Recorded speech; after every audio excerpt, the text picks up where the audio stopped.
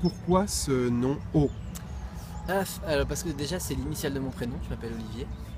Et puis quand j'ai commencé à écrire des chansons, j'avais comme envie de faire des morceaux circulaires, c'est-à-dire des morceaux qui ne se répètent pas, où il n'y a pas d'idée de refrain. Donc où on commence avec une partie A, puis on enchaîne avec une partie B, C, D, E, et puis on revient au début. Donc sur le disque, il y a un morceau qui est construit dans cette logique qui s'appelle un torrent lagon. Et en fait, ça allait bien avec cette initiale que je portais et que j'utilisais pour signer des mails, qui était devenue un peu ma signature. Et donc tout se rejoignait. J'avais pas au début quand j'ai commencé à faire de la musique et des morceaux pour moi l'ambition d'en faire réellement un projet commercial, visible.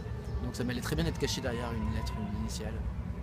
Comment tu qualifierais ta musique?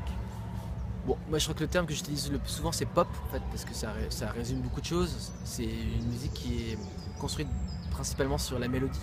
Donc, quand je parle de quelque chose c'est plutôt une ligne mélodique. Il n'y a aucun morceau qui est construit sur un rythme d'abord.